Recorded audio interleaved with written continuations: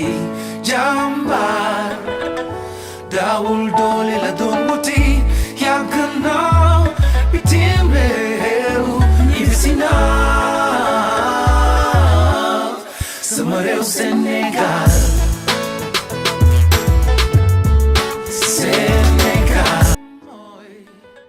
di bëggee ñëpp waaw fii tey soo gisee ñu ñëw fi dafa am problème boo xamante ne si tey ji yaakaar naa ne ñoom ñi nga xamante sax ñoo fi nekk problème bi dafa dem mujj gi dafa commencé reverser waa seen kaw parce que autant dañu waxoon ne lii Lac Rose la kenn ku si nekk ñëw fii di si jëlee jëriñam dem nañ nag ba yàgg ñu gis ne am na benn canal boo xamante ne si toj na fële ñëw jaxase li nga xamante ne si mooy ndox bi nga xamante ne si moo nekkoon ni mu nekk Lac Rose autant dañ doon wax Lac Rose ñëpp ñëw di fi jëriñoo ñi nga xamante ne si ñoo fi dëkk doon fi jëriñoo tubaab yi nga xamante ne dëkkuñu fi tam doon fi ñëw di jëriñoo ñu gis ne tam am na ay ndaw yoo xam dem nañ ba benn instant ni seen liggéey mujj naa sax tey jii xooloo xorom bi ñuy génnee xorom bi da nga ko daa sori à 100 mètres gis muy rose xam nga loolu li ko waral mooy que ne ndox bi nga xamante ne si moo fi nekkoon kon tey jii boo xoolee fii ñaata gaal nga romb yoo xamante ne si ñu ngi taxaw tey emploi loon gaal bu nekk rek lu mu dee daana service lu mu dee 5 personnes wala 10 ñun tey jii kenn ku si nekk yaa nga toog si ngëm loolu noonu defet la mais boo xoolee tey jii am na hôtel yoo xamante ne tamit ñu ngi fi dañoo ñëw ba mujj gi dañoo uuf fi nga xamante ne si tey jii mooy Lac Rose bi te loolu du yoon Lac Rose boo xoolee dafa war am tefes boo xamante ne si yow mi nga xamante ne da ngaa indi sa tubaab pour mu mun a viser di dox ci tefes bi di gis ka ne yow li nga ko indi nii jar na ko kon tey buñu demee tey ba yenn secteur yoo xamante ne dañ ko mujjee jël ko tabax ko mënatul am tefes kooku yaa problème beneen bi mooy que ne am na ay ndox yoo xamante ne si ñu ngi déversé ñëw ci fi nga xamante ne si mooy lac bi te loolu nekkul yoon yooyu yëpp dafa nekk ay affaires yoo xam fi nekk nii ñun ñu taxaw fii sax dèjà da ngay xool ne yow am na ndoxu foos bu lay xeeñ kon ndox bi fan la jógee fan la mun a jóge fudul ci li nga xamante ne si mooy hôtel yi kon fii manque d'organisation bu métti am na fi am na nag ñoo xamante ne si fi mu nekk nii yaakaar nañu tey lii bu defaroo amaana ñoom dinañ ci jëriñu kon ñun li leen di jëriñ dong la ndax fii ñun ñëpp ñoo ko bokk kon diñ ne Sénégal benn bopp la kenn mun koo xañaa nañ jàpp ne rek lii woo ko sa mbokk war na mun a xuuri keneen kon tey ji ñun ñu fi ñëw ñëpp kenn ku si nekk am nga si part de responsabilité kon tey nañ gis ne tey lac bi tey dafa war a mun a dundaat ci nu mu gën a gaawee dañoo war a amaat beneen taxawaay boo xam ne bu bees sax boo xamante ne tey lac bi war na mun a rafetaat ba kenn ku si nekk mun si gis sa bopp wala secteur bi boo xoolee ñaata kilomètre ngay xool ñëpp ñu nga toog kenn liggéeyul te bu njëkk ba da nga doon gis liggéey bi da doon dox camion yi dañ doon ñëw di importer xorom bi di ko yóbbu di ko jaay ay Mali Guinée Niger fu nekk ñu ne Sénégal donc moo fi am xorom boo xamante ne xorom bu baax la mais tey lan moo tax mënatuñ gis loolu lan moo koy indi kon léegi dañuy xool léegi problème bi nga xamante ne moom la am fi ñu jéem a xool nan lañ koy jéem a jëmbalaatee employé fi nekkoon ñëwaat même bu gënee plus sax moo ñu gën a arrangé kon mbokk yi loolu moo taxoon ñu ne nañ fi ñëw tey def benn randonnée boo xamante ne si bàyyiwuñ kenn randonnée moom bàyyiwul kenn nga farak man nga ñàkk a farak man bu la neexee ñëwal kon lii nekk na mbir boo xamante ne kenn ku si nekk war a mun a ñëw xar sa tànk tubay ndax lac bi nekku fi gande lii ay at dañoo école de formation yi nekk au Sénégal ndax dem ngeen yóbbu sel yeeg affaire yooyu ñu defal leen étude bi xoolal leen ndax ça peut on peut avoir on peut faire revenir la coloration rose ak ndax mën nañ gën a mën a mieux exploiter la lac. waaw xam nga ni nga ko waxee noonu ñun moom man aw ma ndombal tànk fi ci lac damay liggéey fii ma taxaw ni fii lay liggéeyee mais en même temps je suis membre aar Lac Rose mais ñi nga xam peut-être am na président comité de sel bi fi nekk am nañu ñoom seen association mais li nga wax ni peut-être ñoom ñoo mën loolu noonu parce que ñoom ils sont reconnus mais quant à ñun ñi nga xamante ne ñun ñu ngi fii ñu ngi nekk suuf li ñu mën a gis mooy ñun li ñu mën a xeex mooy dénoncer rek lañ mën ak loo xamante ne peut-être buñ ko waxee ñeneen autorités yi bu ñu ko déggee mën nañ see jël ay solution mais ñun xorom yi fi am nii loolu noonu am na temps yi passé amoon na ay fi ñëw dugg si ndox mi di prélever ndox parce que lac bi ngay gis nii boo demee ba si biir boo jëlee benn bidon nii nga def 2 à 3 trous nga def fii fan soo ko plongé toujours au fond soo ko génnee on a toujours la coloration mais ndox bi fi nekk en excès en abondance moom la ñuy gis ni à l'œil nu moo tax lac bi mënul la rose à l'œil nu mais tey jii ñiy def balade dañoo yóbbu tubaab bi si biir ñu def balade boo jëlee benn bidon nga def fii trou nga def benn bant boo ko plongé ba au fond soo ko génnee on a toujours la coloration ba léegi ñu ngi fi mais c'est maintenant c'est les rayons solaires qui ne peuvent pas atteindre les arbres pour que la couleur réapparaisse. c'est ça loolu loolu rek mooy suñu problème. waa sëñ bi damay laaj lii parce que dañ ma ko mas a jox man ma di ko lekk di ma ko fajee man maanaam damay faj. parce que ginnaaw dañu fi ñëw dëkk benn femme bu liggéey fii mu ne yéen xamoo leen nii waaw benn Burkina bees man mii la dajaloon li ma lay wax nii bu Chaoré la ma ko wax dama ko si jaay lu bëree bëri la si yóbbaale mu ne ma yéen xamoo leen dañ ciy faj day faj méttitu biir dafay faj lu bëri. du man li ma maa la ko doon doon wax sànq. jëndee benn bu ndaw 10 000 francs. moo tax ma ne la gis nga 10 000 francs laa ko doon am na la nga xam ne ni yor ngeen ko. te xamuñu ko xamuñu ko sax. léegi nag da ngeen di dem vers les écoles de formation ñoo xam ne ni dañuy dugal lii ci laboratoire ñu mën a xool ban kii la am ban vertu la am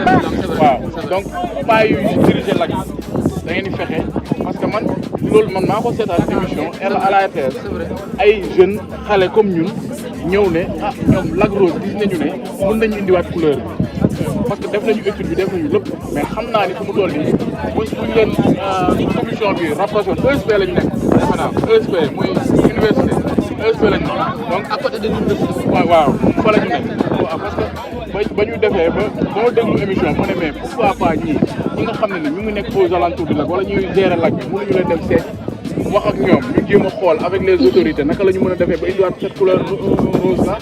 donc je pense que le problème mooy ñun ñi di dénoncer di xale di wax. waaw ñu bëgg ñu génn sur les médias. waaw mais désormais c'est possible. parce que ñun désormais c'est ñun à chaque fois on dénonce lépp lu xam nga tey jii kuy aj nga bëgg ku téye parce que boo téye da nga yaakaar ne li nga aj moom ngay aj mais ñun duñu tay ci dénoncer te on va pas duñu baisser les bras boo deewul doo baisser les bras il faut toujours avoir l'espoir que lac bi mën na baaxaat man gëw ma ne du baax amul lu mënta baax ci àddina volonté mooy am ak gëm sa bopp volonté ak gëm sa bopp te moytu corruption c'est loolu moo fi nekk li ngay xeex nga di ko xeex gëm ko nag te muy dugg ci yow nga bañ ñu bañ la corrompre mais fii le malheur chez nous dañ lay corrompre yoroo dara comme man ñu ñëw corrompre la ab 5000 10 000 20 000 nga changé sa discours moo fi bari fii si suñu alentour te c'est malheureux chez nous c'est malheureux mais vraiment am na ñoo xamante ne ay jeunes yoo xamante ne fii ils sont intègres kenn mënu leen a jënd te loolu ñun daal aar Lac Rose ñu ngi xeex te incha allah lépp lu ñu waay mën a dimbali. Qui m'a vu grandir, cette terre qui a vu mes premières larmes et mes fous rires. Pas besoin d'un crayon pour dessiner les sourires. Tels des rayons de soleil pour t'accueillir. Le CFA parle fort à travers et à tort. Aux marchands pour le transport et quoi encore. Ici y a pas de métro, pas de tram. Ici c'est taxi, brousse, jaune, noir, car rapide, gna gna you pousse pousse. Petite pause dans une débiterie ou Tangana, petite Tamar. C'est du demain, Dakar ne dort pas. Elle danse avec ou sans salaire malgré les coupures d'électricité, d'eau et la galère. Une pensée pour les frères qui ont coulé dans l'Atlantique. Même si j'ai la chance de revenir, ma blessure est authentique. Nul n'est prophète chez soi, mais on est mieux que chez soi. C'est vrai, j'ai duré là-bas, mais mon cœur était là. Sénégal.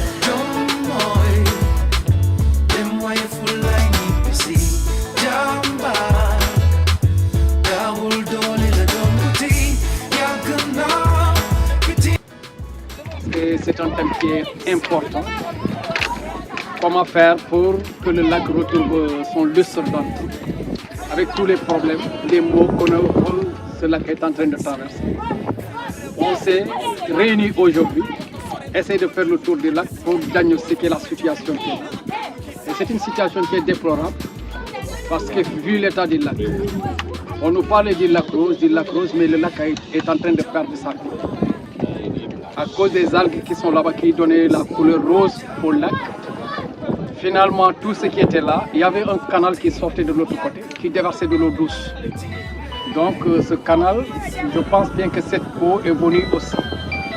aggraver la situation du lac. Donc toutes les activités qui se menaient au niveau du lac commencent à disparaître,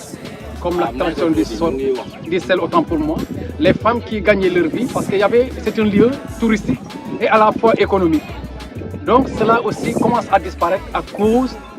d'autres facteurs qui viennent aussi s'ajouter. C'est ce qui fait que réellement on est en train de voir quelle est la solution à prendre pour que cette situation-là s'arrête. Donc on nous parle des camions qui viennent verser des fosses septiques. Là aussi c'est un problème d'hygiène publique. Ces gens qui doivent consommer du sel parce qu'à chaque repas il nous faut du sel à l'intérieur. Et si ce sel-là n'est pas propre à la consommation et que le consomme, ça va créer ce qu'on appelle des maladies. C'est ce qu'on est en train de faire éviter à la population. Il ne faut pas que cela profite aux uns et soit un détriment pour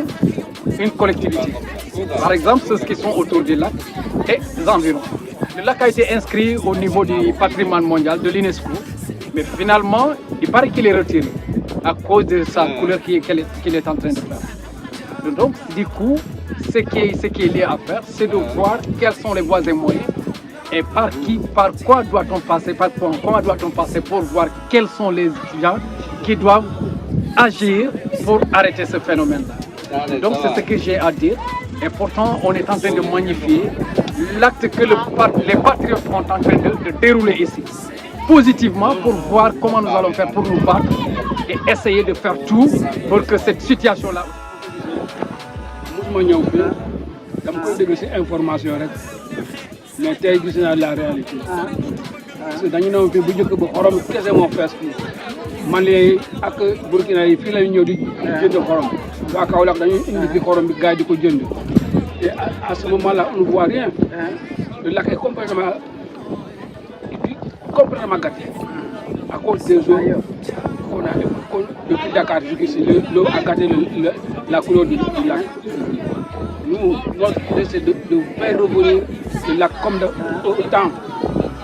Le lac était plein parce que les gens venaient ici pour visiter. Ils visitaient. Les voilà aujourd'hui, la preuve en est. Il y a des touristes. Ils sont venus ici. Parce que li ñu fi gis rek dañu wax trop ñun dañuy jógee au nouveau Namara lañ jógee ñun waaye Seydou Namara ñoo yor Seydou Namara di sant ñëpp di gërëm ñëpp nag kontaan nañ trop mais lag bi moom vrai doy na waar trop li fi dugg moom dañoo jaaxal trop parce que lag bi recherche bi fi nekk tey bu ko population xamoon wala nguur xam ko dëgg duñ ko yàq comme nii quoi mais dafa am ndox yoo xam ne dañ koy jëlee si dëkk bi sànni ko si biir lag bi loolu moo njëkk a yàq lag bi en fait ba ñu ñëwee tamit gis nañ ko tamit ba ñuy recouvrir loolu vraiment suñu kilifa ñu ngi ci taxaw ku mel ni suñu coordinateur ak coordinateur ak patron fi nekk ñu ngi taxaw pour loolu pour ñu xeex loolu pour mu dañ quoi vraiment ñu ngi mettre vraiment régime bi fi nekkoon mën nañu wax moo yàq lépp régime bi wax dafa yàq lu bare régime Macky Sall dafa yàq lu bare Sénégal parce que lag bi waru mën a demee tey da nga daan ñëw fekk ay jàll xorom bi mais xorom dañ koy utiliser au niveau national ku daan ut lag da nga daan gis ay camion comme encore malien dañu daan taxaw fi di jël xorom mais amatul dañuy obligé léegi lag bi amatul xorom léegi dañuy dajale coquillage yi nga xam ne moo war a couverture ndox mi ñu koy jaay sax on est pédestre la déjà muy activité boo xamante ne dafa am solo si ñi koy def d'abord parce que randonnée pédestre moom ku ko wax sport ku ko wax sport wax wér-gu-yaram mais nag dafa am aspect sensibilisation boo xamante ne moom lañ ci dugalaale li tax ñu choisir lieu bi ñu ko defee dafa symbolique li tax ñu symbolique nag moom mooy fii mooy Lac Rose bu ñu waxee Lac Rose nag maanaam dañuy tudd benn site touristique bu am solo ci réew wala bokk na ci ñi gën a am solo ci réew ñu gis ne dafa nekk en état de dégradation donc suñu activité bi dañ ci profité waale pour sensibiliser mais aussi pour waxaale autorités yi nga xamante ne ñoom la ñu fal bees ne nañu bàyyi seen xel ci Lac Rose parce que yàqute bi foo ko natt weesu na déjà site touristique la woon ndax lac bi li mu rose mu nekk benn ressource naturelle boo xamante ne bëriwul lu muy am ci àdduna bi donc loolu da doon attirer les touristes malheureusement ci nawet bii passé mu am ay eau de pluie yoo xamante ne déversé nañ ko fi yu bëri moom moo tax dem ba tax couleur rose bi nga xamante ne amoon na fi daanaka mu jóge fi te loolu moom moo doon attirer les touristes mais tamit lac bi débordé ba nga xamante ne activité économique yu bëri yi fi daan am daanaka dañu nekk à l'arrêt lu ci mel ni extraction sel maanaam xorom bi ñu génnee ci lac bu njëkk ba boo fi ñëwaan fii yëpp ay camion lay doon ay camion yu bëri ndax dañ doon jël ci xorom bi di ko yóbbu daal profité pour sensibiliser waale waxaale gouvernement bi pour mu ñëw jàppale ñu ci lac bi ba mu dellu fa mu nekkoon ñi nga xamante ne dañ ci daan seen doole ñu mën a continuer seen activité économique yi nga xamante ne daan nañ ko def donc activité bi loolu tamit dañ ko ci mboole mu nekk lu am solo mu nekk suñu identité lac bi mooy identité de la commune de Tivaouane Peulh. surtout loolu donc identité boobu ñu waruñu seetaan muy dee waruñu seetaan muy nasax waruñu seetaan muy nasax donc nag vraiment activité bi dinañu permettre ñu mën a waxtaanaale ak autorités yi sensibiliser leen mais yëgal leen ne suñu identité mu ngi bëgg a dee suñu identité mu ngi bëgg a dee te waruñu ko seetaan.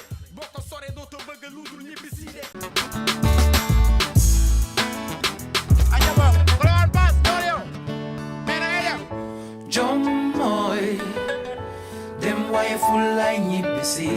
jàmbaar daawul doole la doon wuti yàgg na bitim réew ñibbisi na sama réew Sénégal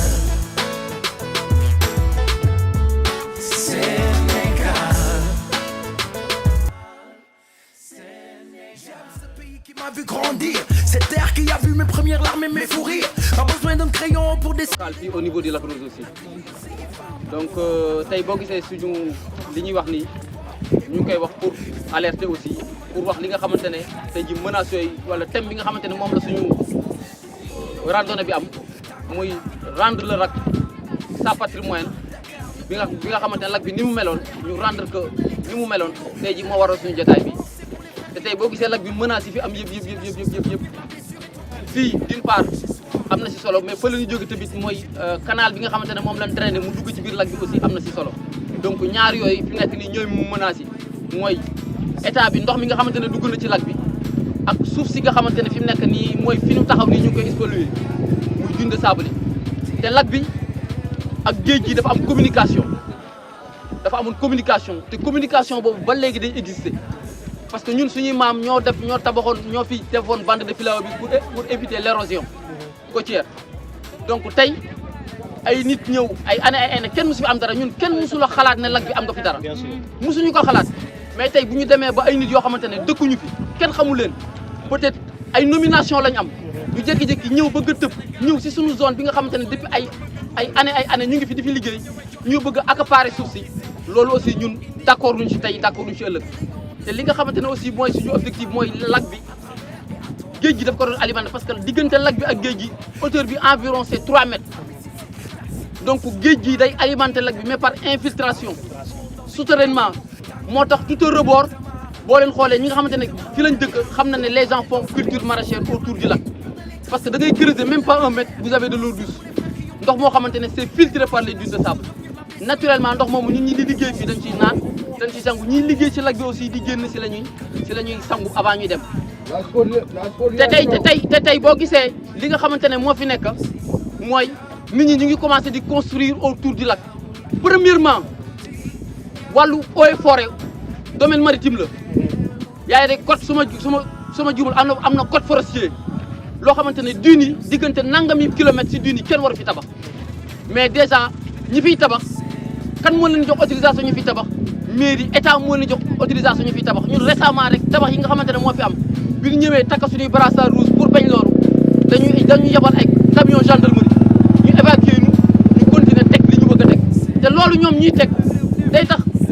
infiltration bi doon génn si suuf di alimenter lac bi dañ koy fatt léegi construction yooyu dañuy fatt alimentation bi tey ji boo gisee derrière nous avons une oasis boo xamante ne ñu ngi koy commencer suul pour lan pour dagg ko ay 15 sur 15 jaay ko te loo xamante ne c'est naturel loo xamante ne kenn dafa ko fi suñu borom moo andi parce que li ñuy wax loo xamante ne c'est naturel parce que la nature il a ses lois il a ses règlements nature bu ñëwee loo def ba dindi ko bu nature ñëwee li mu moomoon daf koy jëlaat loolu moom on en est conscient xam nañ loolu mais nature bi doomu aadama dafa dugal loxoom si biir mooy tey li nga xamante ne tey jii mooy alimenter lac bi bu doomu aadama ñëwee fermer ko loolu ce n'est plus l'œuvre de la nature mais c'est l'œuvre humaine donc loolu moom la ñuy dénoncer te fii ñu taxaw nii tamit boo gisee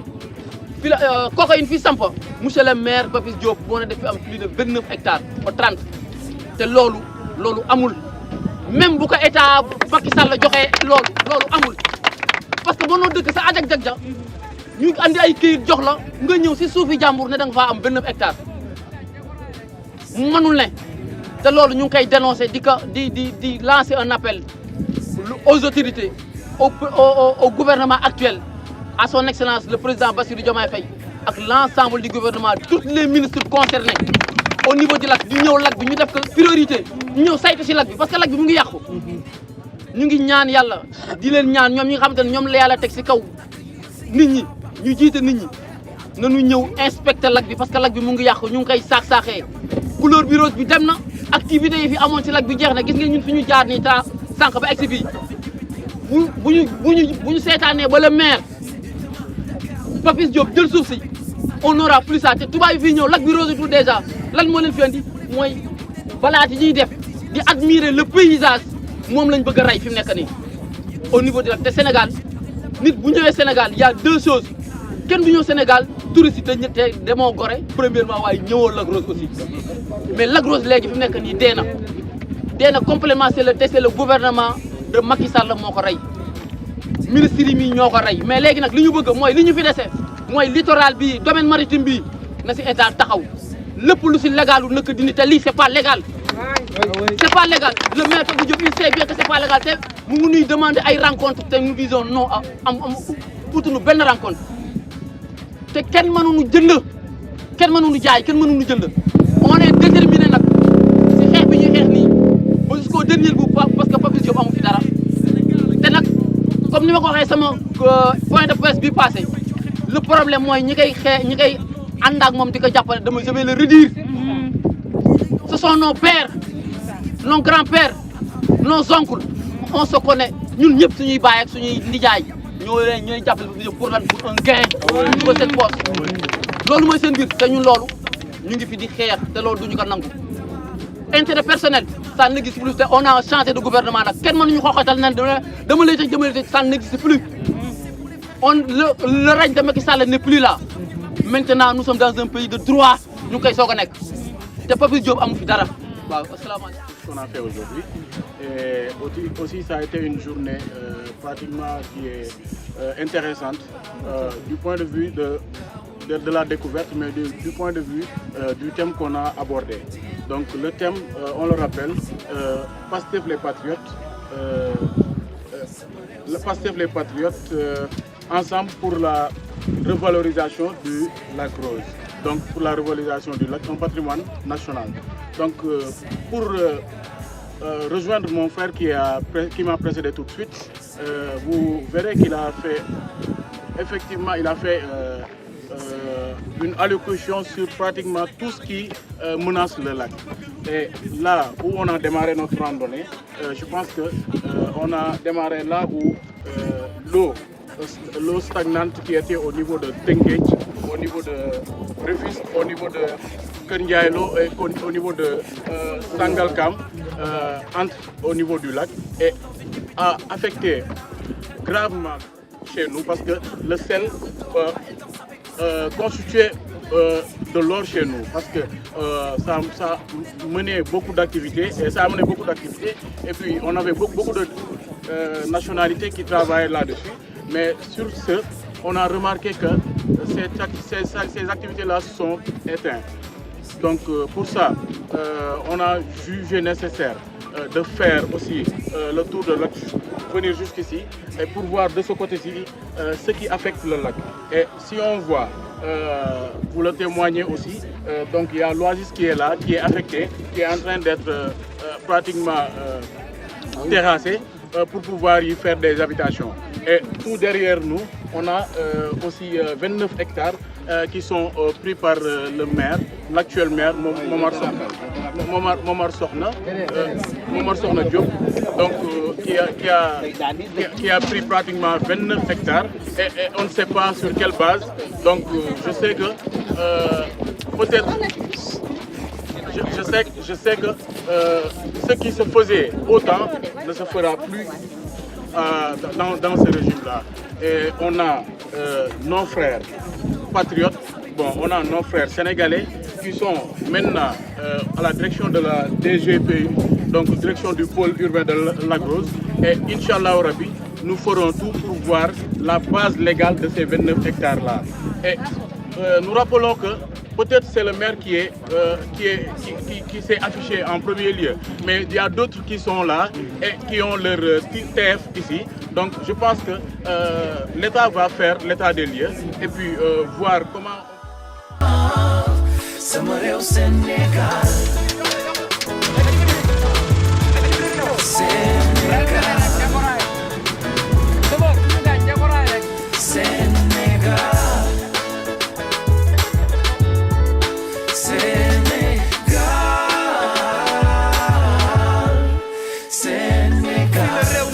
Sénégal a ngi de boo ko soree dootoo bëgg lu dul ñibbi si de boo fi ñëwee joxe mbokk ne la kaay ñu gisee